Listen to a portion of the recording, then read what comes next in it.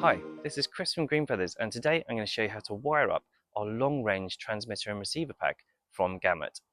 Now before I start, I will point out this transmitter and receiver pack will work with any cameras in the market that are wired and have a 12-volt input. So whether that's some of the bigger brands available or our HD camera that I'm going to show you today, it will work with any of those, and it will take that signal and send it up to 300 meters. To start with, I'm going to show you the transmitter connecting to the camera. And I will point out at this point, you've got labels on each of the cables here that clearly indicate which one goes with which. But to start, we're going to start by connecting the Ethernet cable between the camera and the transmitter. And again, on here it says outdoor cable to camera. Now, because this is going outside, we need to make sure the connection is waterproof. And to that end, we have waterproof connectors. So we're going to take on the camera the little rubber grommet and we place it over the input on the camera.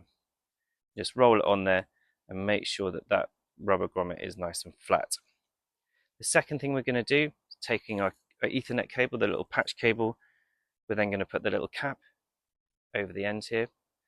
And in fact, what I have found is, just for the ease of installation, is just to take the cable off this one, the label off this one, because it just becomes a bit fiddly in a moment when we're trying to put it all together. So put the cap on, first of all, make sure it's pointing the right way. And secondly, we put the waterproof connector in. It's a bit of a fiddle because it's a tight squeeze. And then we connect the cable to the input on the camera. We screw the cap on, making sure that that little rubber grommet doesn't squeeze out too far and that it's nicely seated. And then the last thing we need is the other rubber grommet that goes around the cable. And this pulls it all together and creates a waterproof seal where the cable goes in. And make sure that you've got the slightly fatter end away from the camera. And then it's a tiny bit fiddly this, but it's for good reason. We need to make sure it's nice and waterproof. So you squeeze it in below the flanges on the back of the waterproof connector. Just push it gently into place. And then when you bring the cap round and screw it on, it creates that amazing waterproof seal. Now, mine's poking out the back there a little bit. I'd probably spend a little bit more time to make sure that that's all nicely seated if I was installing it correctly, but that gives you the idea of how that goes together. The next thing we need to do is connect that to the transmitter. And again, I'm not going to do the second waterproof connector here because it will take time, but you can see the principle of what we're trying to do. So then we connect that cable to the input on the transmitter, and that clicks into place. Now we've got the data connection set, we now need to power the transmitter. So I'm going to take the interchangeable head. Now I've got the UK plug here. Obviously this one works in Europe as well, so you can put the one that's correct for your region. That clicks into place. We take that power, and I'm just going to plug that in my socket down here.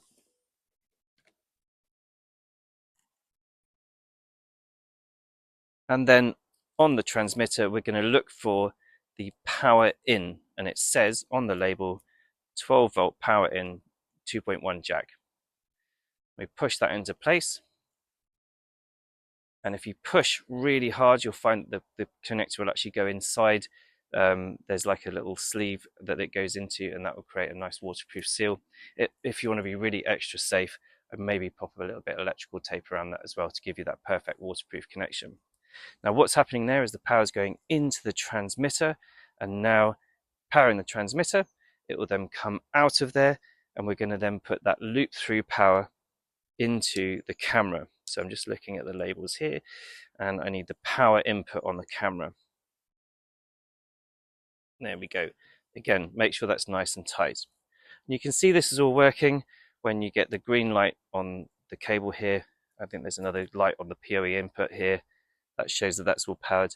And you can see on the camera, the red light on the camera has come on.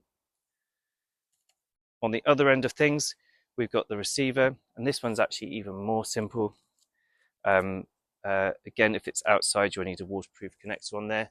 But you've got the lead that comes in from so that's your RX data, and that takes your receiver end of things. You simply plug it in.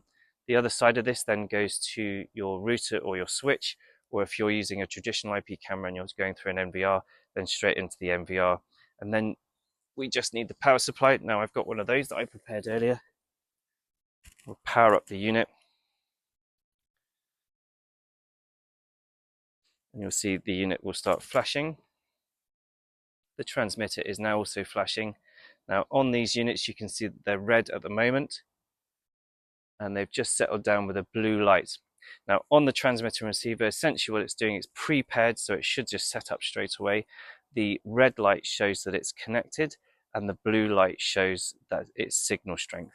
Now if you don't get those lights come on, then there's a reset button or a pair button which you press on the receiver and the transmitter. You just press that for 4 or 5 seconds, reset both the devices. They'll then pair up with each other. Once you get those solid lights, so the 3 red lights, 3 red lights and the blue one, that means that they're connected and transmitting. And you should now be able to go about setting up your camera in the normal way. So whether that's using the Green Feathers app for the Green Feathers camera, or a different app if you're using a different IP camera. And that's it. It's really that simple. Now, if you did need any more help and support on setting up this system, please go to our help site where we've got more handy guides, or if you get stuck beyond that, get in touch with our help desk team by raising a ticket. Thanks very much for watching today. We'll see you on the next video. Bye for now.